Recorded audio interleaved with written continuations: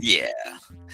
I mean, the goal is not to know 175 questions, right? Because if we Hmm. try to really know 175 different pieces of content, we may not master what is important. Hmm. Yes, So, that's true. you But know, what, go ahead, please. the reason I actually logged in, because I already sent you the email, is just want to let everyone know, be very careful when a lot of questions that were on in our question banks came up, but they were sometimes very different, like Oh, yeah. just one word. Like, for example, when they were talking about cultural stuff, and there was a Hispanic patient that had, I think it was like the evil eye, and then they listed three things, but the question was actually what was diagnosis. I almost went with with that. I forgot how you pronounce the evil eye thing, but then I went back to the question and I realized they were asking for diagnosis. They were not asking of what was the belief. So no, the Right. question was like something about Yeah. depression. Single episode. I can't remember exactly the diagnosis, but I almost messed up that question because I was seeing that questions in our exam that I was like, I know this, but it was really like it gets tricky. Yeah. So There is no way that I would know exactly what is going to be on the test. I just mhm, have a very strong idea what is going to be, but like I say to everyone, it's you have to master the content because one question can be almost identical and be a totally different answer because things change because one word can change the whole answer, right? yes, So it was a lot of those, and I was like, oh my god, if I hadn't seen this word, it would be oh yeah. different. So just I just want to let everybody know, just be careful. Yes, you have to understand the content, and the more you practice, that's where you make the mistake Hmm. in the course. So that way, when you come to the real test, you don't make the mistake, or you are able to see those things.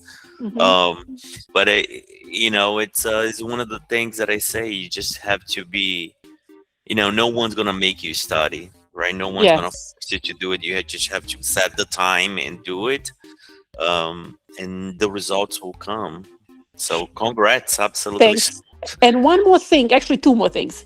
I did Sure. not know that you actually had, you guys offered the flashcards. I spent days making flashcards for myself and just realized last week you guys actually offer flashcards. So I don't know Yeah. if that's something like advertise. When I No, sign it's up, I not. just, but I mean, it's something maybe you want to do because it would save me a whole lot of time if I had Yeah. known about it. No, for So sure, it's maybe like 3,000. I don't know how many flashcards, over 1,000 maybe. I suppose maybe more than that. yes, It's yeah, not I had. something that Yeah. you know, it's not part of the course, and I only do it because it's helpful. But it's a brainscape product. People want it. It's definitely, I think it's super high yield. I can go over that today. It's a smart technology so that what you know is going to show you less. What you don't Mm, know is going to show you more often. Yeah, it mhm. saves you a ton of time because you can take it to work. You can do it anytime you want. It's on your phone rather than Yeah. having a stack of 1,000 cards. That Yes. saves you Carrying with ton. my. It was Yep. horrible for me to carry all of those. And, So and had I plus, known. yeah, and plus you don't know what you don't, then you're going through wasting time going through 1,000 cards again over and Mhm, over. So this algorithm separates what you said so it shows less of it, and what you don't know is going to show you mhm. more time. Yeah. So it's a smart technology called Okay. Brainscape. But yeah, Okay. I'll definitely make sure. How much is it? It's only $49. Mm. Okay. Yeah. So yeah, I mean, I'm telling you, it's worth every minute of your precious time. Forty Yeah. nine I dollars, mean, right? yes. I mean, if I really did know, I spent at least week worth of time just writing those flashcards. I mean, Yeah, I'll put the link in the chat box. It's not something that we talk about it. It's not like necessarily. I mean, I made the flashcards, but a product is a Brainscape product. If you get a pro membership, your pro membership will cost you $60 for 3 months, but because I buy in bulk and I pass it on exactly for the same price that I buy, so I pass it on for the $49 for Okay. 3 months of pro membership. So what does it mean? That means you can steal anybody's card out there in medications, therapy, whatever you want. You have a premium membership. It's not like that you have a pro membership at Brainscape.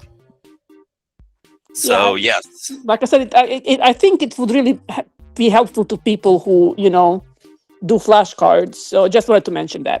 yeah, thank you, absolutely, for sure. All Okay. right, thank you for today, and Thank you. congrats again. You did well. Now on to bigger and better things. Yeah, I'm Moving gonna on. join your the psychopharmacology class. So Awesome. thank Yeah, you. thank you. All right, Elizabeth, do you have a question there? Elizabeth? Hi, yeah. I was wondering if there's a new schedule out. Are you still doing a crash course on July 25th and 26th? Yes. From Monday crash course? Is what? Is it different from, you said there's going to be a crash course on Monday? Yeah, it's going to be a variation of a crash course. It won't be a full-blown crash course. Otherwise, we'll be there until 5 o'clock in the morning, right? And still not even get through half of it. But I'm coming up with something special, more of I'm selecting the most high-yield questions to talk about. I don't know if it's going to be 50 or 100. So it should last about 3 hours, maybe more. It depends how much we can cover. So I'll send the link by Sunday. I gotta make sure that that everything is good for the presentation. So this is an impromptu, just trying to help out anyone that's testing from now until the crash course review. But it's for you guys that is in the course, right? This is not open like today's event, because otherwise it wouldn't be fair. So there is nothing for, if you are in the course, there is nothing to buy, right? But if it's anybody else from outside, that's totally different game. Okay. Dr. Lopez. Hey there. Hey. I just Hi. want to piggyback off. How are you? Good. Thank you for asking. No problem. Being that it's impromptu, we won't be getting a PDF, right? So basically, just take notes. No.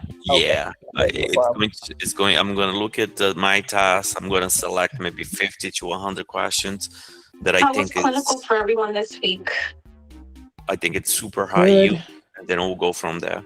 Good. All right. Thank you. Let me Dr. Lopez, I have a question. go ahead. Hold on one second, because I It have. was okay. Today was our telehealth day and our internet was messing up, and so was our LSAT data. So One second, we had a please. similar. Moo. Hey, Mary? Dr. Lopez. Yes. Hey Hey, there. Dr. Lopez. Hi, Hi. everyone. Good evening. Good evening. I just wanted to ask a little bit about the pharmacology course. I do have your full course and everything else, but that's the only thing I don't have. I just wanted to ask a little bit more information about it, if you're able to kind of, yeah. Yeah, so you have not passed the board yet, correct? Well, I haven't taken it yet, but I know I will Yes. pass when it's time. Yes. So do not touch that course. In fact, when people buy it, I make sure that I email them and ask them, hey, what is your purpose? It is good, but it's not going to help you pass the board. That's not the purpose. The board is not going to ask you about a medication, talk about 20 different receptors, right? I mean, you want to know this stuff because you're going to be practiced. You want to protect your license. You want to really know medication like you know your name.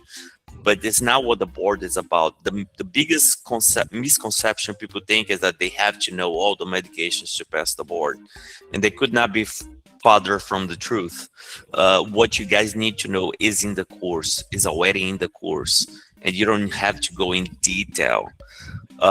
So I only recommend that course for those that are maybe in school, they're starting now, and they have the time. That way they ace the psychopharmacology course or after. So yeah, I mean, I'm not trying to tell anybody not to enroll, but I'm also trying to be very conscious what I think is helpful and what is not. I'm not trying to make a sell for something that I don't think is going to be helpful. I think it's super helpful, but you could invest your time in better things. Let's put it that way, for the board in specific. Right. So, but Okay. if I like at the end, like you stated, once you already passed the board and you do want to take the class, like what, I just wanted to kind of know a little bit more, like how is the class? What are you teaching? So basically, we're going to divide the class by each psychiatric condition, and within each psychiatric condition, we are going to talk about all the antipsychotics, all the antidepressants, all the stimulants. And when we say talk about it, it's not like, oh, here's the dose, here's the class, these are the population. Now we're going to break down each medication in psychiatry to excruciating levels, like excruciating levels. We're going to talk about each of the neurotransmitters for each psychiatric medication. Alongside of that, you get handwritten medication chart. You are going to have a summaries for the whole chapter that I did. You probably will have over $1,000 in books, PDFs. Some of them are written by Harvard. Some of them are really high profile books and universities and things. So for each of the modules, it is a different field, right? So now we're going to go in depth, super in depth with medication. And for some people that is too much, but I would say that the purpose is for you to really master, not just get by. Okay. So definitely talk more about that later. One last question. I'm sorry. Sure. So how much is that? It's only $249. That's all. Thank you. Yes, it's pretty affordable, and it's over a year. You can have it. So, all right. Real quick, let's get the game started. Doris, you have a quick question. Yes, Dr. Lopez. Good evening. Good evening. Yeah, I'm sorry. I registered yesterday, and for the old models and the diagnostic testing, but I was only sent the password for the diagnostic test. See that? Okay, Doris, How about kindly, the models? could you please send me an email? Okay, great. Yes, my email is PMHNP. I'll put in a chat box. Please. PMHNP at npexamcoach.com. You can send me an email, or you can just search it in your email by just search this magic link. Magic link. Yeah, I would say very confident that you receive it, and all you have to do is click the link and you are in the course. But if you don't, sometimes technology do fail us. Send me an email. I'll make sure that you're all squared away and good to go. Okay. Thank you. Thank you. All right. Before I talk to Carl here real quick, I just want to explain to everyone, if you have never played Kahoot and you want to play tonight, all you have to do is grab your phone, point to the QR code in the middle of the screen.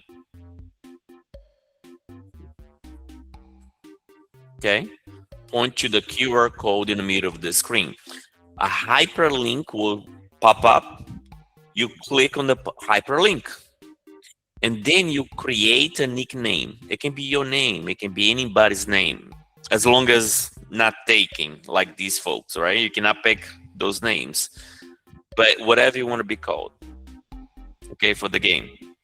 All you have to do is open your camera, point to the QR code, a hyperlink will show up, and then you create a nickname. Okay, I'll get back to you guys in a second. Carl, are you there? Yes. Yeah, I'm here. Thank you, Dr. Lopez. I have a quick question. I'm not in the class, but I follow you, and I on Facebook as well. Sure. What would you recommend for somebody who's going to take the exam in 2 weeks? Should I do the diagnostic tests, all of them, 1 to 4? Or should I do the test Look, number 2? Because I think last go week ahead. we did something about test number 2. Go ahead. Did you already take test number 2? Or No, I haven't taken any of the diagnostic. I would honestly get the crash course review, Mhm. and I'm going to give you the diagnostic test for free. You got 2 weeks. Okay. Okay. So the crash course review, you can knock it down in 2 days. Oh, Now okay. you are also going to get the PDF for that. And they'll send me an email and I'll add you the diagnostic test, so you're good to go. Okay, so send you an email? Okay. Yeah, send me an email so that way I can set up your account on the side. That way you can have it. You Okay. have 2 weeks. You can make a lot of progress. Yeah. Why not just do the diagnostic test? Plus, if you do it now, you get to attend Monday's mini class. That's going to be very helpful. Okay. Okay. Thank you. Why you should do that is because you have the whole crash course review, you have the PDFs alongside with that, and then you added the diagnostic test. You cannot make more progress than that in 2 weeks, right? Okay. And then you see and you make the judgment where you are. If you score more than 80% on your test, then I would definitely keep your date. If not, pull it back, make some adjustment, and maybe reschedule. But we can always talk and provide you guidance along the way, okay? Thank you. I appreciate it. All right. I put in my email on the chat box if you need to email me. PMHNP@npexamcoach.com, okay? All right, Sage. Hi, Dr. Lopez. It's Sade. Sade. Say it Yeah, again. Sade, like the singer. All right. Sade. Yeah. Like it. I just had a quick question, real quick. So I know you guys are ready to jump on the Kahoot. I will be testing tomorrow. I've done the diagnostic 1, 2, and 3 and scored over 80 on them. I was going to do 4 tonight just to kind of get my mind, do something. But with all of them, even the other like tests, the module, from the modules, I've consistently scored above 80% on them. Like, I just feel like I need a little bit of reassurance if I'm in a good spot to take No, the test. you are absolutely in a good spot. You will pass the board, regardless of what you do tonight or not. Now, the last thing I want to ask you is you review the documents in the crash course review, right? Correct. That's what I've been going over. I've reviewed them a couple of times and then did the diagnostic tests. Yeah, it doesn't hurt if you get off Kahoot now and take the test if you feel that that if you have. Yeah, that's what I was gonna do. That's why I was Yeah. just jumping on here real quick before you guys started. If you do that, you just can get a few extra points, but you already passed the board, so don't feel nervous. It's already over. So if you've been scoring over 80%, nothing will stop you. So I'm telling you I right was just now, a little concerned because you should. Everyone should, right? I had just checked on the ANCC, like the questions, the little sample questions that they give, and I didn't do too good on those. And I'm like, oh no, like, am I not ready? Or, don't worry compared to about your it. questions. Okay. Yeah, don't worry about it. Go take diagnostic test for tonight. Okay. Don't stay up late. Don't worry too much. You already have done it. What you needed to do, you'll pass tomorrow. Okay? All righty. Awesome. Thank you. Good luck. Good luck, everyone. All right, folks. At this time, is anyone still wanting to play but does not know how to? 1, 2, and 3. Hi, Dr. Lopez. Hi. Hi, I know how to play. I purchased the flashcards and I was just wondering, how do I access them? Okay, we'll send to you is a manual order. Guys, if you want the flashcard, do it tonight because the person that fulfilled those orders are traveling in the morning, so it's going to be a little bit of delay. They are going to send to you via email tonight. Okay. Tonight. Okay, Yeah, thank you. but do it tonight. Otherwise, it's going to be over 24 hours to get No, it. I did it. I just did it about 10 Okay. minutes ago, but I haven't gotten it yet. So I was just wondering. Yes, Okay, it's going to be a manual order. All right, folks. thank you. Let's call here because we got to get going. Get your phone if you want to play. Point to the QR code. A hyperlink will show up. So create a nickname. Now, how do you play Kahoot? Because we're about to get started, okay? So once the game begins, you are going to see a question in the middle of the screen. On your phone, you are going to select the answer on your phone. This is not a phone. I don't have a phone. My daughter kidnaps my phone, takes away. Anyways, you are going to select the answer. It's true. Select the answer on your phone, not on this computer. Okay. Kahoot, why we do it? You have to be fast, right? In 1 minute. Now, please forgive me or forgive Kahoot. It does not allow me to put a full answer. So lots of abbreviation for possible answers. Just do your best to try to understand it as much as possible. There will be some questions from next week, which is treatments and diagnosis and treatments. But most of the bulk of the question is what we covered in last 2 days. Okay? So that being said, good luck, everyone. It is extremely hard to make the podium. Very hard. Extremely hard. If you are making the podium, you can really feel proud about yourself because that means you really mastered the content. It's a very hard. Maybe over 100 people are playing today, maybe even more, 150. There are only 5 spots in the podiums. That means also if you don't make the podium, try to make the podium next time. But if you don't ever make the podium, at least try to come up with in the ranks. You have your rank at the end of the game, so you know where you stand among how many players are playing tonight. Okay, that being said, let's get started. We have about 200 folks in online. I'm pretty sure not everyone is playing, but it is a lot of people. Good luck, everyone. Remember, you only have 1 minute to answer the question. Once I start the game, I cannot stop it. Okay, I cannot stop the game to answer questions. So let's do this. Good luck, everyone.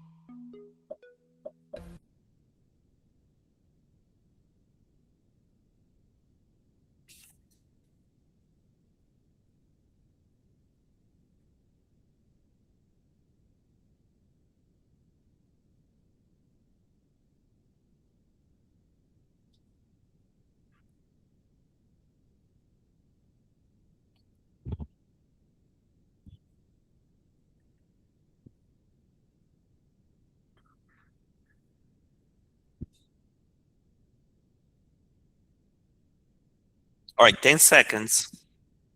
Select your best answer.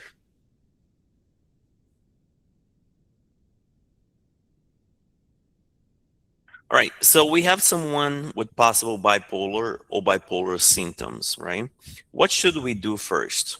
We should assess.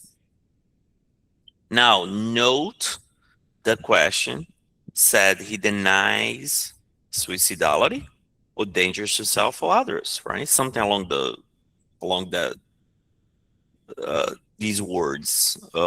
So you want to really conduct an MSE, which is very different than if the patient had mentioned possible suicidality or possible dangers to self or others, right? Then the answer could change. Okay, so Kahoot, you get points from being correct, but you get more points from being, correct and fast, right? So Why my camera is not working? Okay, so make sure that if you see the answer and you are sure, go ahead and select your best possible answer. Here we really testing, assessment skills, which is part of what we covered yesterday, the MSE. When we cover MSE, we are not just covering the components of MSE. Some of that will be on the games today, but we also testing you. The questions on the board will ask you how to apply it. And this is one very uh, general question that you might see. Okay, so it is about MSE, but it's also about suicidality or bipolar. And then what you should do is first assess your patient. Right? All right, next question.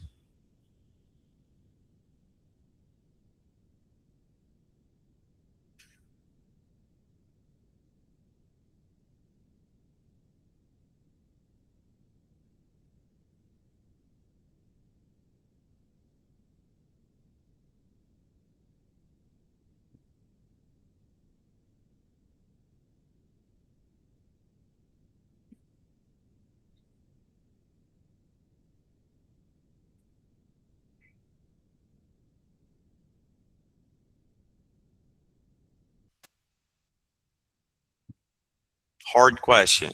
Okay.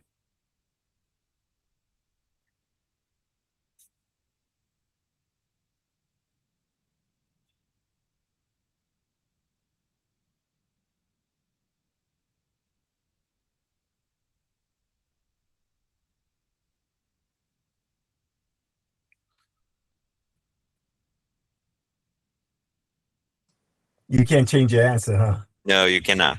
So as you can see, this is a very similar question. I'm so surprised that most people got it correct, specifically because it was very, very similar to the previous question and the answer totally changed, right? In the first question, similar scenario, there was no risk behavior. So you kind of at easy, you can do your assessment. In this scenario where there is risk behaviors or maybe possible aggression, even though the scenario is nearly identical, what is your priority right now? Your priority now is making sure that the patient is safe, right? But it's not that the blue option is an incorrect answer, right? It's a good answer. Conduct a mental status examination is an excellent answer. How about reassess the diagnosis and medication? Yes, the patient said he stopped taking his medication 2 weeks ago. It is also a strong answer, but nothing beats making sure that the patient is safe at the same time. And this is why I mentioned that this is extremely hard question, because we actually have three very strong answers, right? Which answer would be most applicable as your priority is to make sure the patient is safe. Even though what you should do first is assessment, right? So this question really tests your abilities to the triage, pretty much, principles in regards to patient safety, right? The hierarchies of care, we really are talking about Maslow's here, right? Ensure that the patient is safe. Manic individual may exhibit poor impulse control and engage in risk behaviors. First thing you want to do is make sure the patient is safe, not harmful to self or others, right? And so forth. But for sure, a very hard question, right? Why not the red answer to reassess the patient, which is a great answer, right? While it does validate the past treatment timeline is essential, the final on the final long-term plan, it is really secondary to making sure that the patient is safe right now. What is the other possible answer? Assess and do the mini mental status examination. Again, a very good answer. The MSE is primary tool used to evaluate patients' cognition assessment or status. However, if the patient is actively presenting in a highly volatile, reckless, or dangerous manner, taking the physical steps to establish safety and security takes precedence over conducting a structured clinical examination. Okay, I don't take anything away if you picked MSE or even revisit the diagnosis and medication. These are good answers as well. Okay.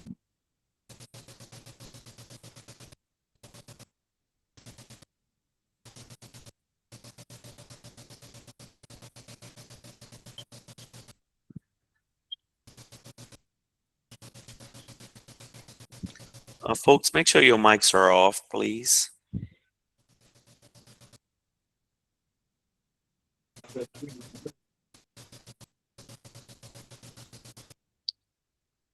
Um,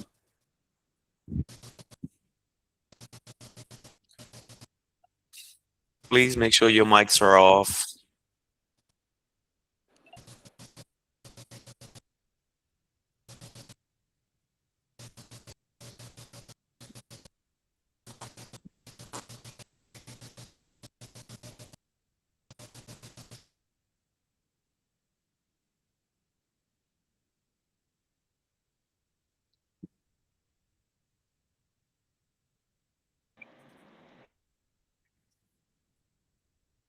All right, so this one's pretty simple, even though it kind of bleeds on next week's topic. When we talk about recovery model, we are really looking into what is really important for the patients. What are their goals and aspiration? Anytime you have a recovery model, it is, I wouldn't say never, but it's nearly ever about medications or the treatment. Is really asking the patient what is important to you. In this case, if the patient wants to, um, you know, get rehabilitation, so that's what the plan should be about. Should never be about the diagnosis of schizophrenia or how to administer medication or what medications to select. Okay, so we'll get more in depth next week with the recovery model, but it's almost impossible to talk about substance use disorder and not talk about the recovery model. That's why we have a little bit of the questions mixed specifically on module 2 for our course, because even if you don't get it right, at least you have a preview of what is coming up and it's going to be helpful next week. Okay.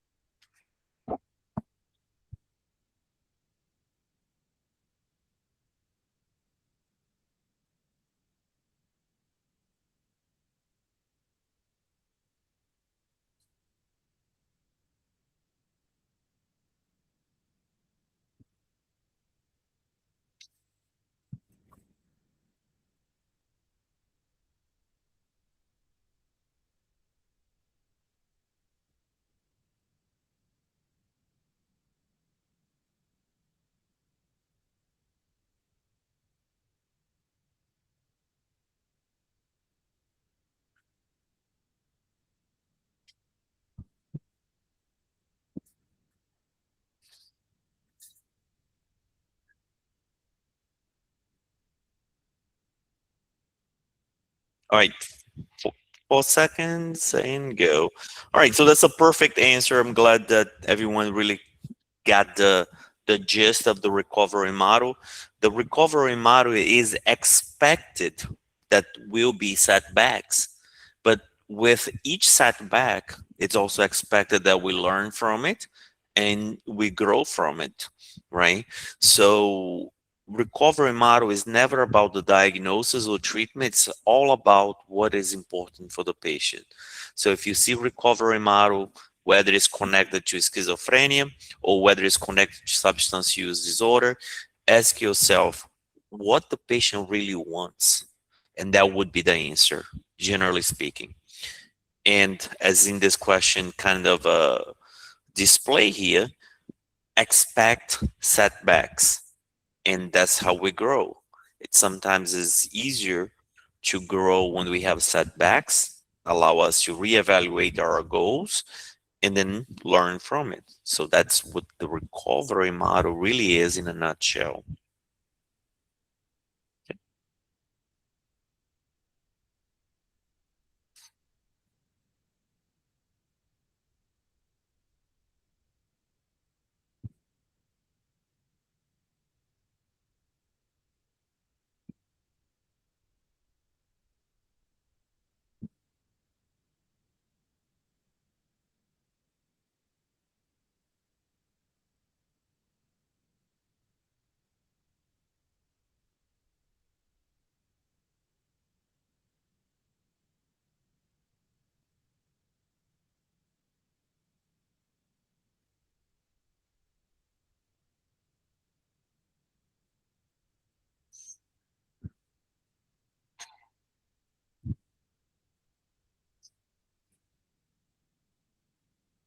Here we go.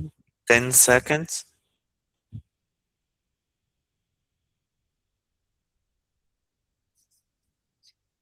All right, two, and go.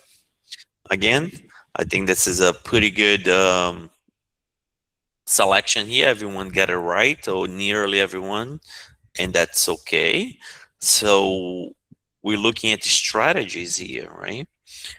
And when we say differentiate between situational environment versus internal biological, if something is stressing someone out, medication is not a choice. We got to find out what is going on. So yesterday we talked about a case in which someone is on a SSRI for 6 months, doing well, and now comes back and says, "Hey, it's not working." What was the number one choice to select? Reassess psychosocial environments. Why is it not working? Is it because the patient has been on a low dose for a while and it's time to upgrade a little bit or go upper on the dose? Or is that something that we can do in regard to psychosocial stressors? Right. So this is kind of a variation of the question that I mentioned yesterday.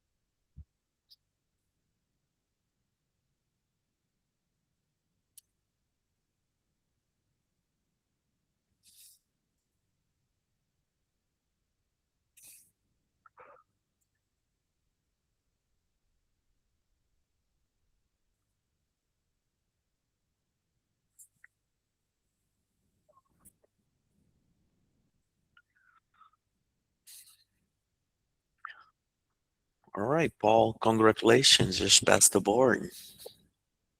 Awesome. All right, 2 seconds and go. All right, so when we talk about the MMSE, the mini mental status examination, right? High scores are good. And yesterday we say, generally speaking, we can cross a line below 20. We could be considered modern for possible Alzheimer's, but it does not mean it is Alzheimer's. It only means assess further, do more investigation. From the so super sorry, just one answer, okay? So my apologies are here on Kahoot got messed up here, but it's only the correct answer is do your assessment. How do you assess as an MP? Lab collections, right? And yesterday we talked about of a type of dementia that it is reversibles, right? The vitamin B, B12 specifically. So we want to know why the MMSE score is 17, which is modern. And remember the MMSE is for cognitive impairment. We want to evaluate a little bit further. Okay. So And we talked about getting a UA specifically for delirium, right? Even though this is not a delirium, a UA could also be helpful. Maybe it could be causing the patient to be confused. Therefore, we have a low MMSE. Okay, so it does not automatically mean MMSE 17. You have the diagnosis of Alzheimer's, right?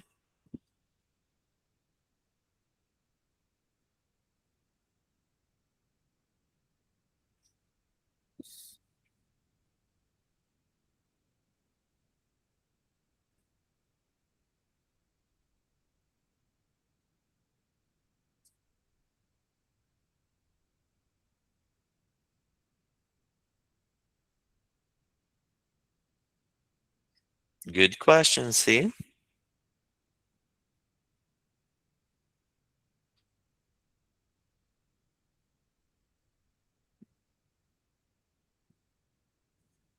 all these folks, they took the board.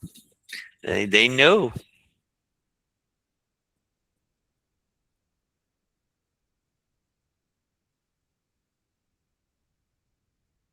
Is the music not playing?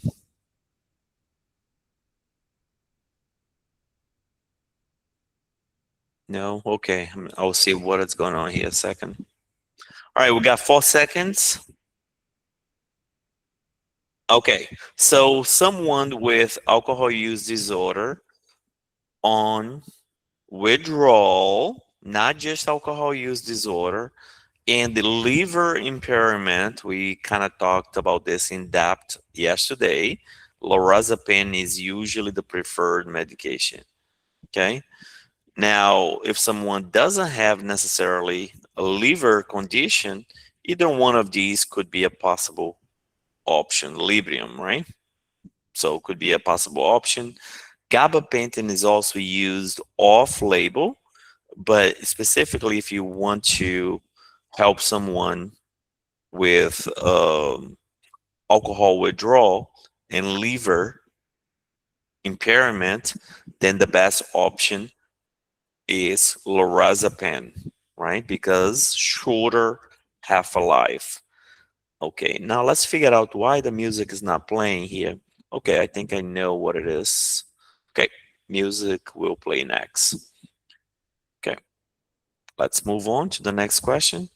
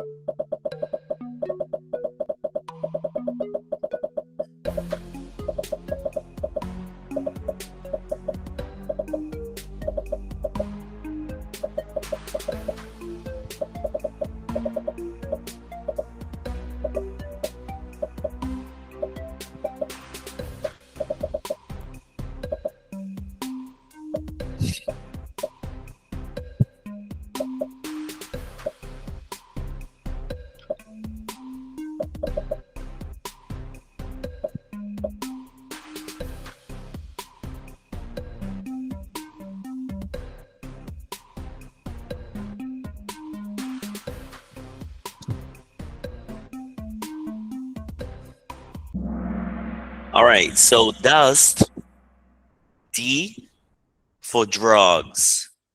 Dust, D for drugs, only drugs. Now, if the answer choice or one of them was AUDIT, CAGE still would be the preferred assessment. Think of a CAGE as the initial assessment, and AUDIT is a more comprehensive assessment. So CAGE, it's pretty much done to every patient that comes to primary care, right? When you do your first assessment, maybe the nurse comes in, asks some questions about suicidality, asks some questions about alcohol usage, and then they use CAGE. If there is 2 or more positive answers on CAGE, then we move to AUDIT. Okay? So it is extremely important that you know what CAGE stands for? I'll leave it at that because I will ask this question again later today. Let's see if we can get 100%. I'm telling you that the same questions will pop up in a second. So,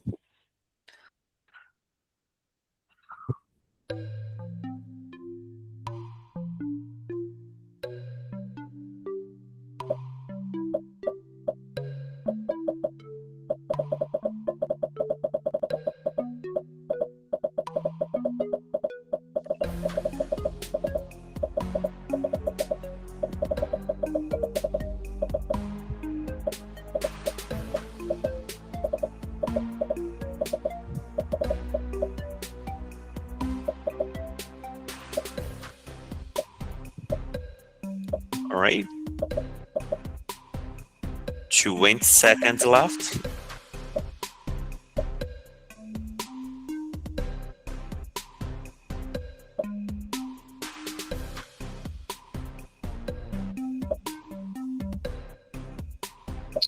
All right, 5 seconds. Make your best answer. All right. So why not anti-abuse? Remember yesterday we said there are two things about Acamprosate and Naltrexone that's super high yield. Both medications decrease cravings. Both medications increase abstinence time. And even if they drink, they would drink the amounts of a beverage, right? So that is very important.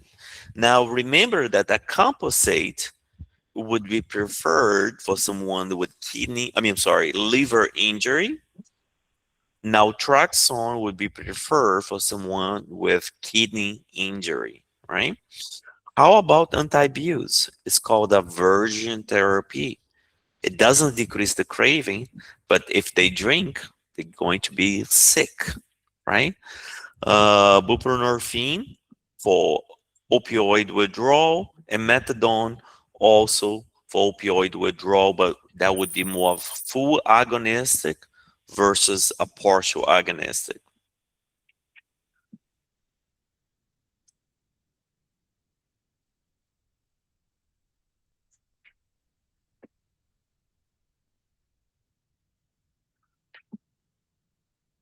Okay, next question.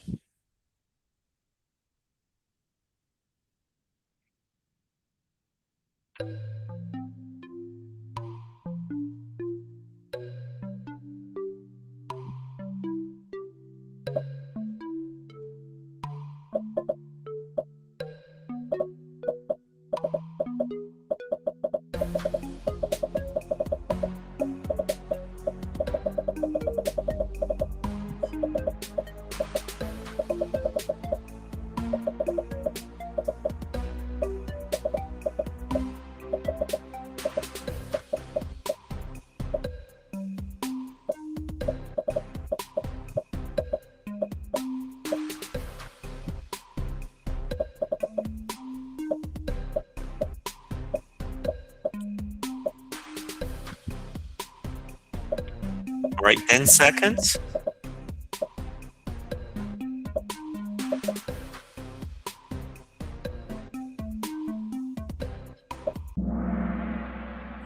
All right, so let's talk about these answers. The red answer, right? You can resume drinking 12 hours after your last Disulfiram dose. The patient will be extremely sick. Once they are on Disulfiram, they need to wait 2 weeks without any alcohol. So it is very unlikely that the question on your test will say, hey, you can have drinks with that. But it is very likely there will be patient teaching like the blue option here in this case, mouthwash, salad or vinegar salad, or even cough syrup, right? Because we don't think of those products having alcohol. So that is high yield. Now, there is one thing that is super, super high yield, other than the 2 weeks without any drinks, right? Any products containing alcohol. It can be hand hygiene with alcohol, nothing that has alcohol whatsoever. Now it is super high yield. You have to really monitor the liver, right? Because it Have a can good charger. I just need to charge my enzyme. phone. Folks, mind your mics because it might be on. Okay. So, all right. Okay. I think we got that covered.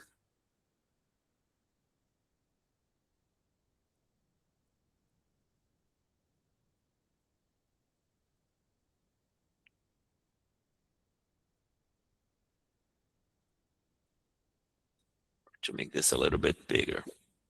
All right.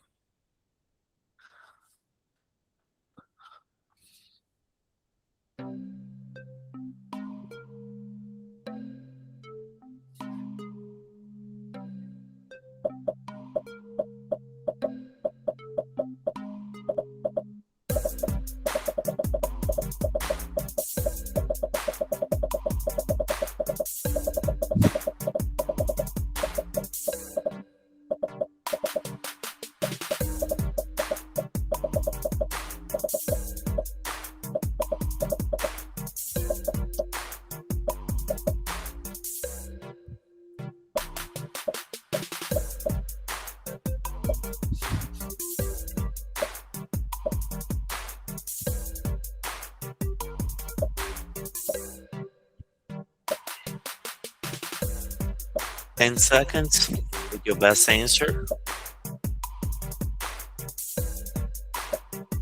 All right, perfect. Yesterday I mentioned that I would be asking this question today, right? Opioids withdrawal. Remember dilated pupils, yawning, rhinorrhea, diarrhea, sweating, lacrimation. So everything is kind of watery. And remember dilated pupils. So this is a typical question in which they'll put it pinpoint constricted pupils, one hand, on the other one, dilated pupils. So if you remember opioid use disorder, withdrawal, dilated pupils, this is going to help you, okay?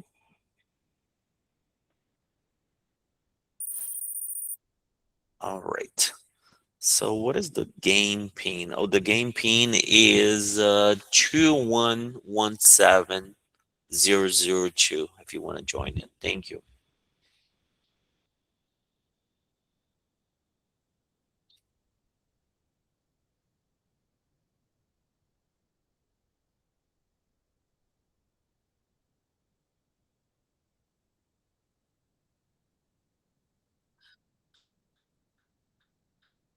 So the rationales give you a good reason, a better way to understand why it's pinpoint when they are intoxicated, and why is it dilated when they're in a withdrawal, right?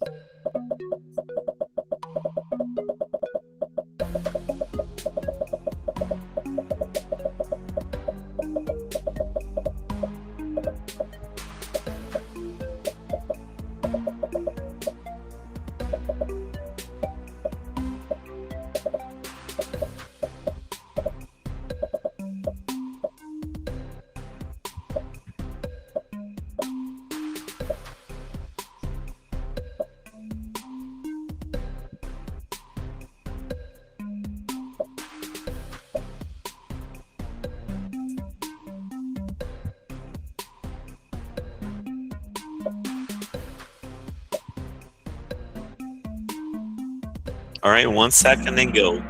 So yesterday we spent a lot of time on the MMSE, or the day before, and I mentioned this is a super high yield question. What, however they want to ask you, the bottom line is concentration, attention, series of sevens, right? Super high yield, easy concept. I see that a lot of you guys are picking the question pretty easily, and I'm very proud of you. That means you are paying attention to the class, right? But I am pointing out to you early on the class what is important and what is not. So if I make the point to talk about something 3 times or 4 times or 5 times, please make a note of that. This is a very high yield question. Now, the scenario can change in 20 different ways, but the answer does not. MMSE, also called Falston test, series of 7, spelling world backwards, counting the month of the years backwards. All what you are doing is assessing concentration and attention. Okay. And then we talked about orientation, and we talked about recall as well, right? Which is part of the MMSE.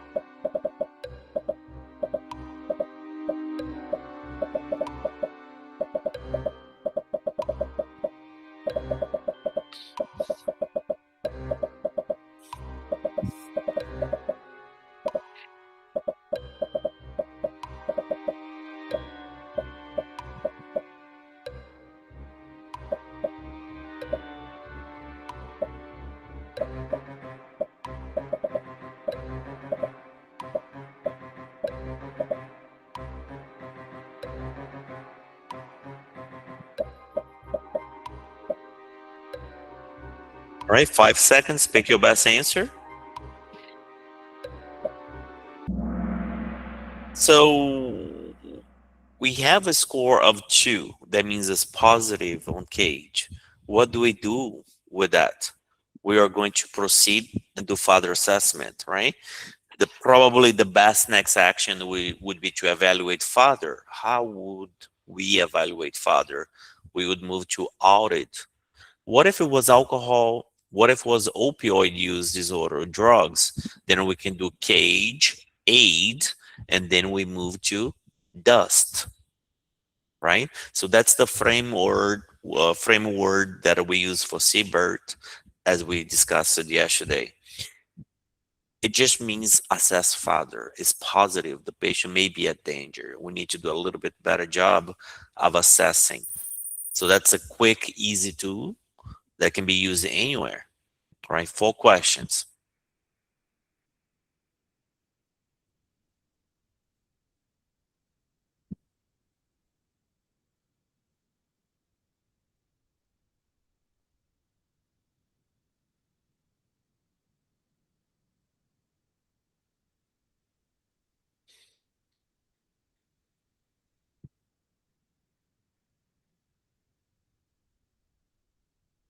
Okay, next question.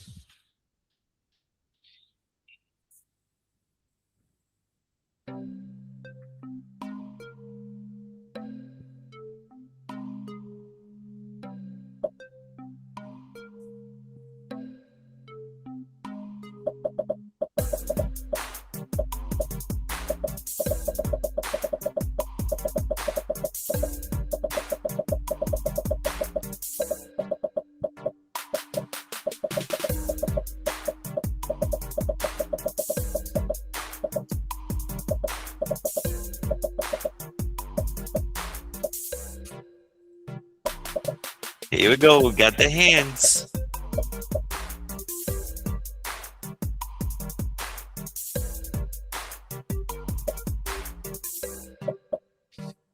Lots of hands.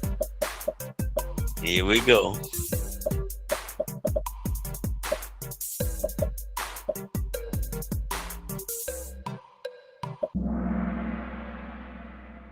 So maybe you were not in the class yesterday, but I even paused the previous question and I spell it out what CAGE stands for. I think that is the easiest point in the whole test. Most likely question. If you do not know what CAGE stands for, you can just put a minus next to that question because you're not going to get it. This is as easy as it's going to get. And this is why we practice now to find out what we don't know and get it right. So we make mistakes now so we can get better on the test date. Do yourself a favor. Memorize what CAGE stands for. It's super high yield. It might be a straight up question just like this one, right? What CAGE stands for. Now, most likely what they would do, they'll change one word out of CAGE. So if you kind of know, it's going to get a lot difficult. Easy concepts comes with harder questions on the test. That is an easy concept. Okay. C, cut down. A, have you ever felt annoyed or people annoyed you because of your drinking behavior? Have you ever felt guilt? Or have you ever needed a drink in the morning as an eye opener? Okay, memorize CAGE. It's very high yield.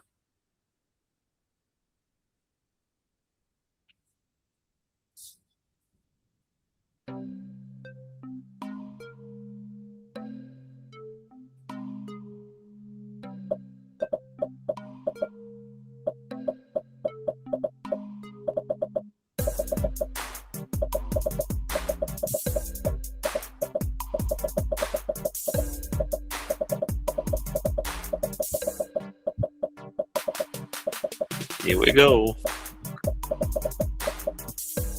Good hands. See lots of hands, so that is a good question, folks.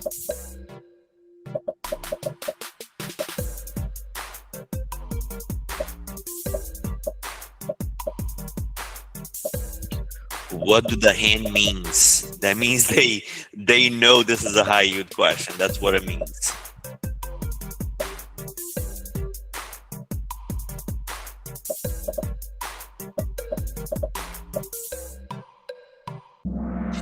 You really can't talk about psychiatry and not talk about preventions, right? So when we say P for primary is prevention, anytime we're preventing the disease from happening, we provide education.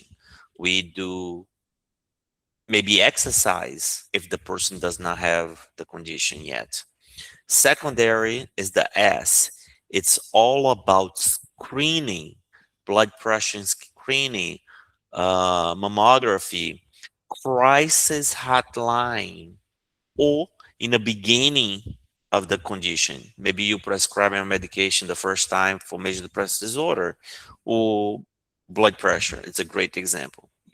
Tertiary is rehabilitation. Now, right, someone's going through heart attack, they got to do rehabilitation, or maybe schizophrenia, they need rehabilitation. Now, guess what?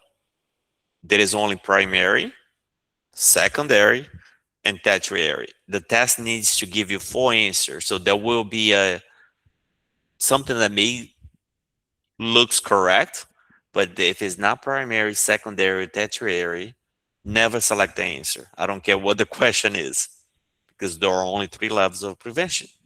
Okay, so that is the first thing to note when we're talking about screening. Secondary, so conducting depression screening during a routine primary care visit. High yield for secondary.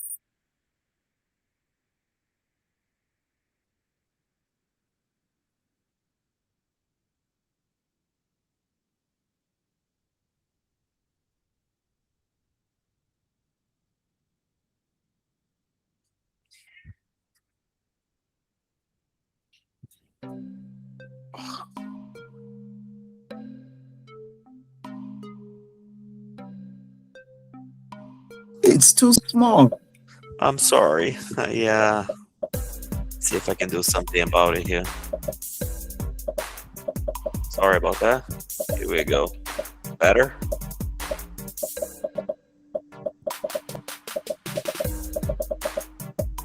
Thank you.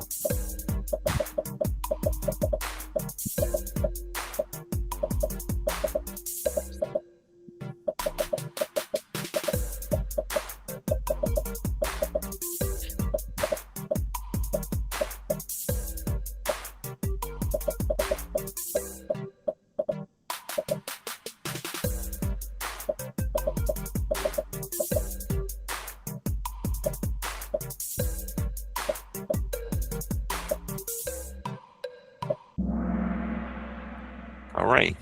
So we're kind of getting it right. So we know that Suboxone, buprenorphine, and methadone are all used for opioid use disorder. The question asks which one is not appropriate for opioid use disorder withdrawal, Acamprosate, right? So sometimes we have the knowledge, but we need to pay attention what the question really is asking us. I'll bet somebody here today knew the answer, but overlooked the not, right? Which one is not the best answer. So be on the watch out for that, because the test can be tricky. Even sometimes you know the knowledge and you still pick the Dr. incorrect Lopez, answer. Yes. sorry to interrupt you, but Acamprosate was the answer, but Kahoot is saying it was wrong. Right. Yeah, Oh, I want my Janet. that's points correct. back. Yeah, too. I Oh. can get my points back. Yeah, mine Oh. said Never I picked seen the that. compensate, and it Yeah, said it me was too. I wrong, and wanted I It just gave me got a I so big chose red a X. compensate. yeah, and I got so depressed because Told I me it's thought that was the Me wrong. right too. answer.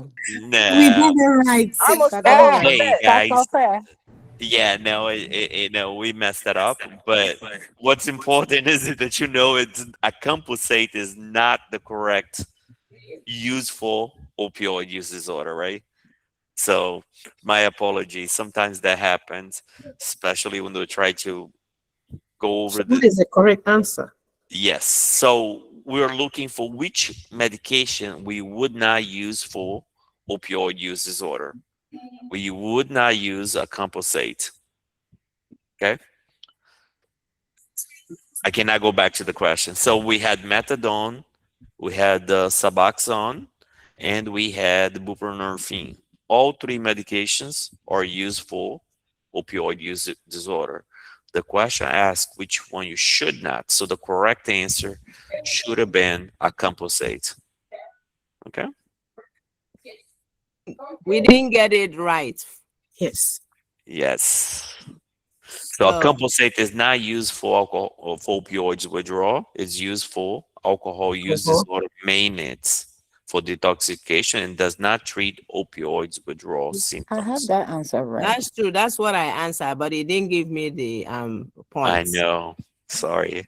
This one's going to be on me. Sorry, guys. All right, next one.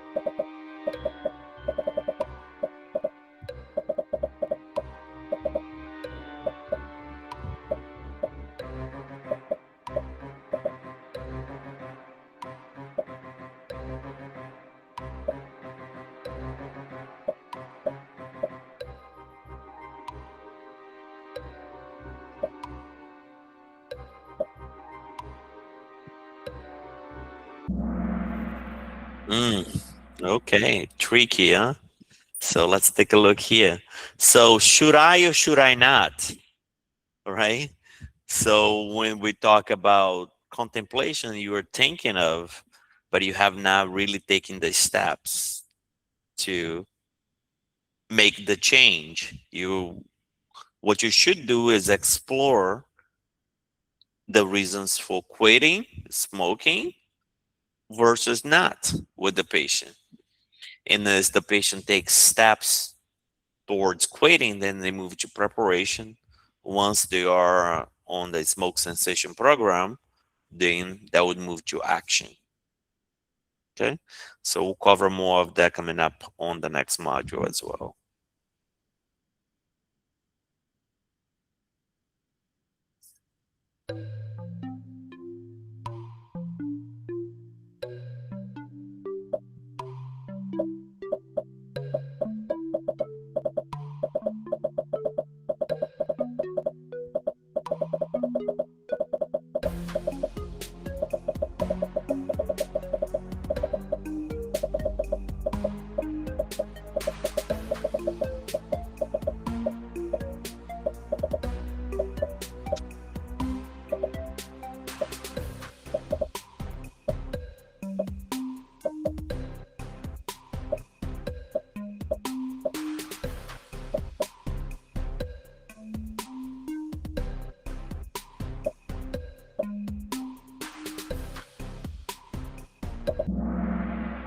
Here we go. So the patient is on preparation, right? Already has set the date, 2 weeks.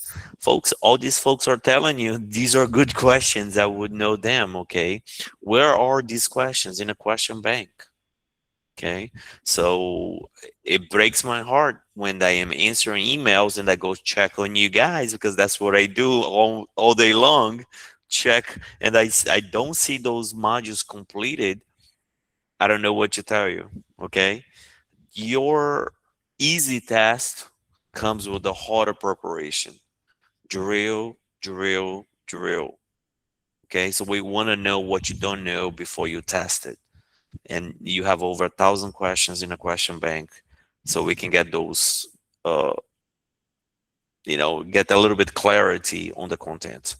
Okay, someone already set the date, is doing research, they're preparing before they take action, right?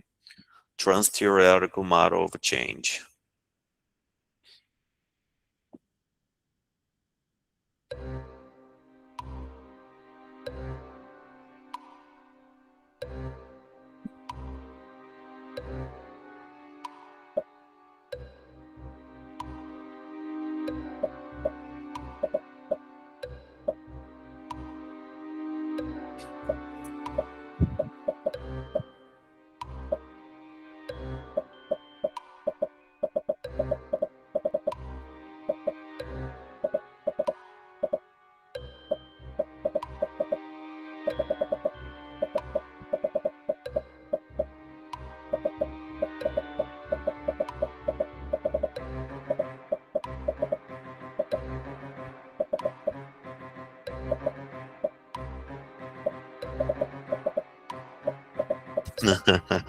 So that this song reminds me of a drawer. Yes, it does.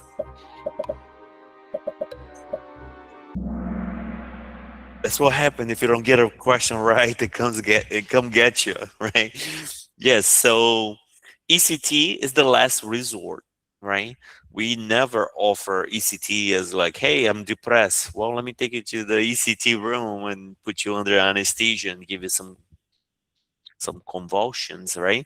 So ECT is the last resort for those with major depressive disorder that has failed any all other possibilities, right? Now, very much used for schizophrenia too. When we think when we think about the patients that can benefit from ECT, we need to take a look on contraindications, right? So, what are the contraindications? Um, if they have heart problems, if they have lung problems, how would they tolerate anesthesia? If they have a convulsion already or a TBI, all these things could be contraindicated. The number one side effect of ACT is amnesia. Okay, remember, amnesia is the number one side effect of ACT. Okay, you need to remember that. That is super high yield.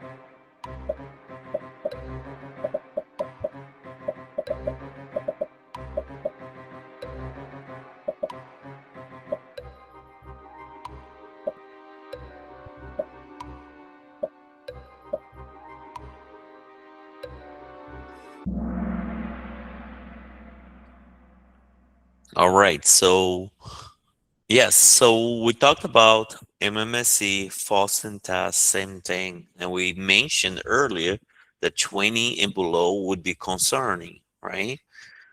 So option A, consider this score within normal range and reassure the patient. What would be the normal range? 25 and above, right? Higher numbers are good, low numbers are bad. How about reassure the patient that their score indicates no concerns? Um, Not, right? Refer the patient to primary care provider. Almost never you refer to primary care provider if it's within your line of work, right? When would you refer? Maybe someone with hip pain, maybe someone with a serious endocrinology condition, maybe someone with a cancer, possible cancer, or OBGYN, right? OBG. Yes, these you would concern. Yeah, medical stuff you would refer. But if it's within psychiatry, I don't even care what question it is, you never refer. Okay. So here's the scale, right? 24 and up is considered normal. If you really draw a line between 20 and below, you have modern. Okay. So remember, the test loves 17, loves 20 and below, and they love normal limits as well to make sure that you understand that's normal. And just like the previous question, what does it mean? Well, it just means we need to assess further. It doesn't give you a diagnosis. It just says, hey, assess further. That's all it means. It doesn't mean nothing concrete 100%. It's just a tool, the beginning of your investigation. What is next?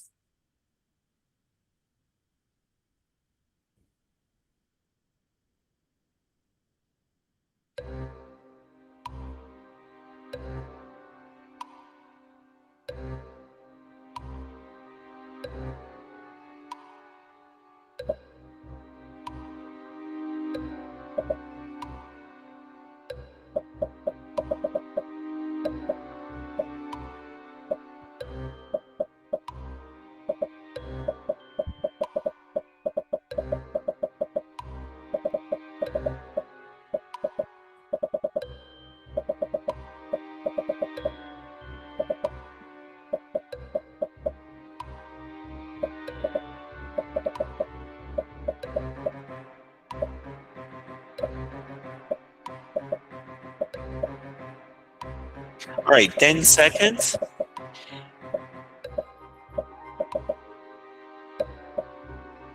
Good hands.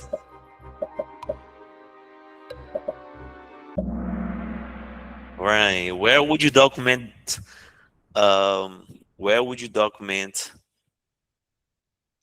hallucinations, prosecutions, suicidality, right?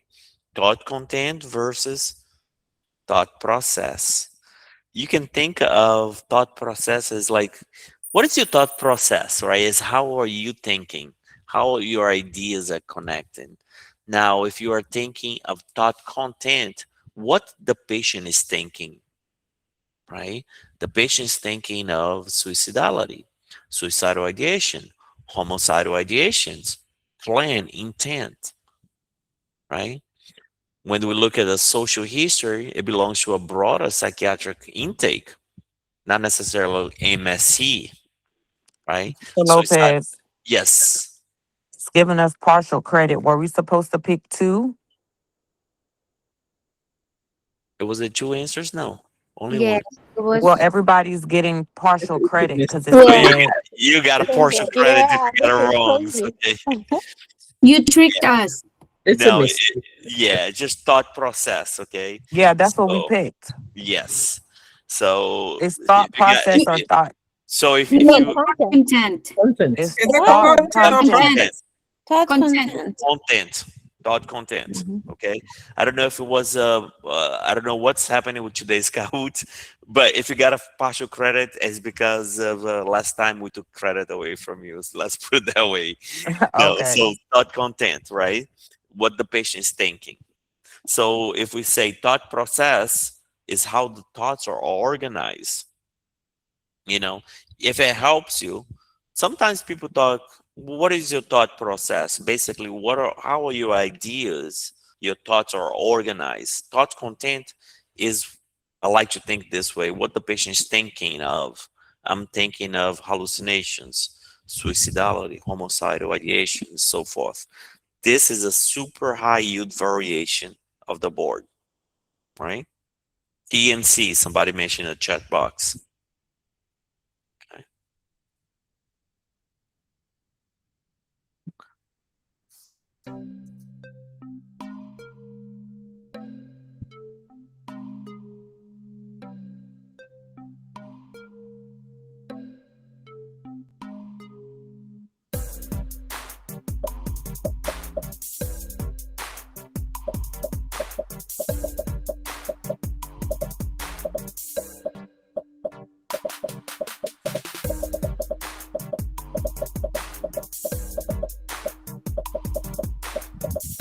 There you go.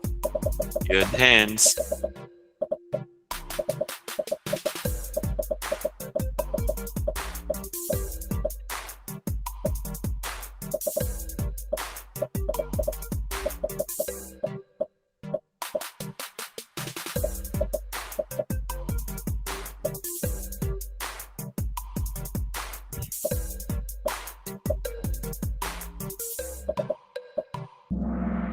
All right, conducted a suicide assessment of passive thoughts, right? And remember, we talked about never select safety contract, safety planning, super high yield, right? Specifically for someone with possible suicidal ideations or even a plan. You you want to do a safety planning, but never a safety contract.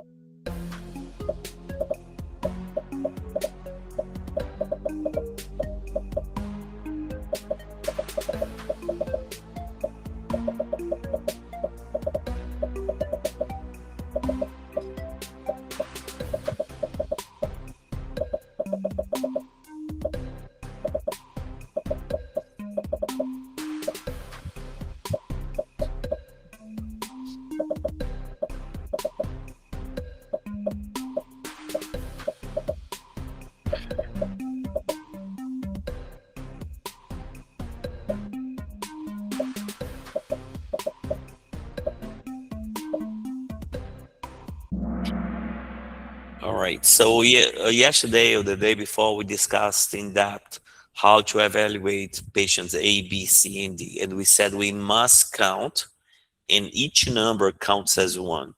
But there is an exception, and the exception is when we have someone with a plan and intent, right?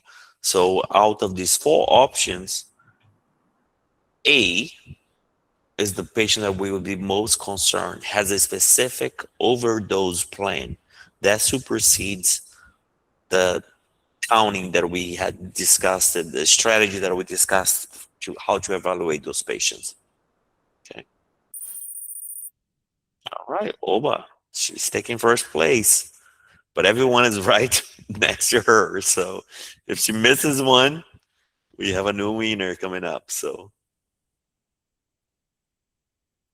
I can't make it a little bit bigger here for you guys. No, doesn't get better.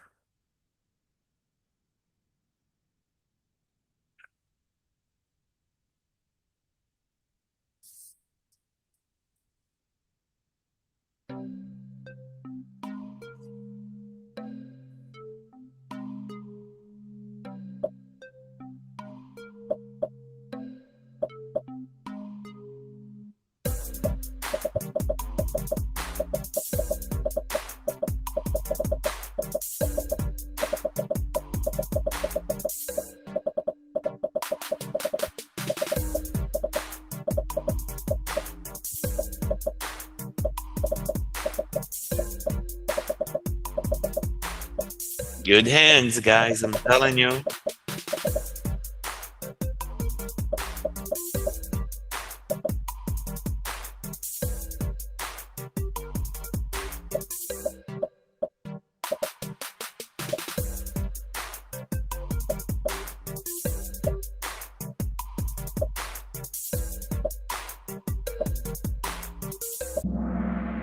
All right.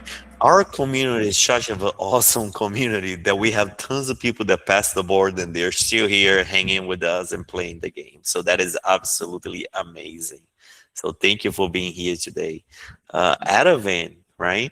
Lorazepam. So we discussed this as a repeated question. So hoping that we learn from the first question that came out, that way we can get the next question right. If you didn't, that it's okay. We have more questions like that in the question bank. So that way you have a clarity when it comes times to take the board, right? It's totally okay if you're not getting now, but you will. By the time you finish with the course, you will. Okay.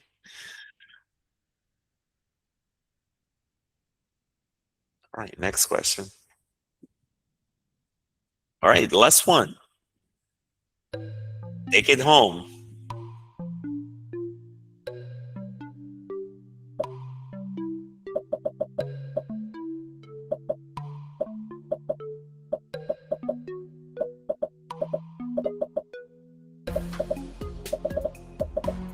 Here we go. Hands is up again.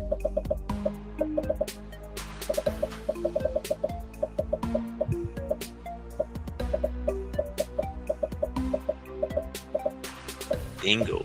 Yep.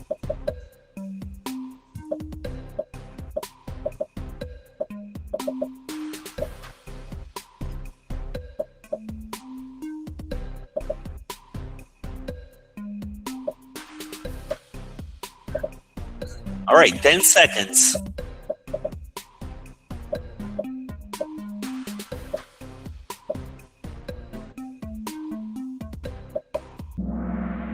All right, Mini-Cog is only 3 things, right? The clock drawing test, the recall. That is the Mini-Cog, and we mentioned I made it like an analogy. If you think of cage and audit, think of Mini-Cog before you do MOCA, MMSE, and the slum. It's fast and easy. If it's positive, we move to something more complex, more assessment, right? What does it mean? Possible cognitive impairment, but it doesn't give you a diagnosis. It doesn't say what it is. Just think, hey, sorry, didn't give an explanation there. But here we go. That's what we got today. Breach. Second place is It Is Almost Time. Yes. And the winner, Oba. Nobody took away from her. Good job, Daisy and Lou. All right, so you know, guys, they are the winner today. Next week, your goal is to kick them out, take them out of the podium, right? And they are going to try to be in the podium again. And that's what it's all about, is a friendly competition. If you didn't do well today, it is totally okay. We have next week, and then you can get better every time. We had a lot of people that says, hey, I knew that I was ready when,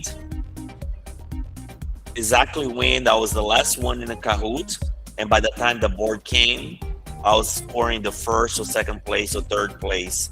So I knew in my heart that I was ready, right? So that's what's all about. Okay, yeah, this is fun. It's just a competition, just trying to get you guys to think about the things that we discussed this week in the course, right? Try to break the monotony. I know it's a lot of questions, but hopefully that is helpful.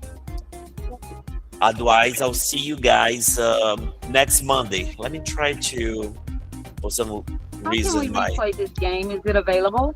Yes, so I made it available for anyone. You can go back to Kahoot and search Dr. Lopes AP Exam Coach, and they should be available because I left it open for anyone that wants to play. You don't even need to be in the course to play this game, okay? So I'll probably do that every time, leaving the game open for anybody who wants to play. This is just for the community. Anyone can attend. I don't care what course you are taking or where you are. It doesn't matter to me. I just want to be helpful in some ways and help best the board. Okay, so what I'll do, folks, my computer is freezing, so it's frozen right now. What I'll do is I'll log off and I'll come back right back in. No, yeah, no, okay, I'm good. So Monday. So I'm going over 1,000 questions from tonight by Monday. So my goal is to reevaluate over 1,000 questions and select. I have numbered each one of them that I think is the most high yield. So it's gonna be long nights for me, at least 3. It's gonna be long days starting tonight. So I have to get going. Otherwise, I won't get this thing ready for Monday for you. This is an impromptu. It's just that I can't help it myself, knowing that we are still 3 weeks away from the crash course, and I know some of you guys are testing, right? So please be honest and don't, you know, as I mentioned, you are part of the course, so this is something for you, right? So this is not for anybody else. So we discussed this yesterday.